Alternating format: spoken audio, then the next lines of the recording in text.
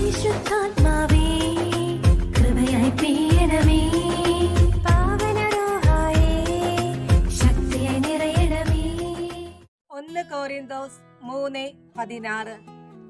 നിങ്ങൾ ദൈവത്തിന്റെ ആലയമാണെന്നും ദൈവാത്മാവ് നിങ്ങളിൽ വസിക്കുന്നുവെന്നും നിങ്ങൾ അറിയുന്നില്ലേ?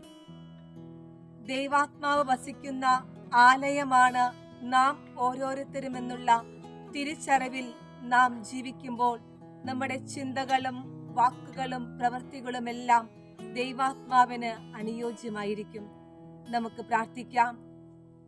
പരിശുദ്ധാത്മാവായ ദൈവമേ, അങ്ങയുടെ ആലയമാണ് ഞങ്ങൾ എന്നുള്ള അവബോധത്തോടു കൂടി ജീവിക്കുവാനുള്ള കൃപ ഞങ്ങൾക്ക് നൽകണമേ.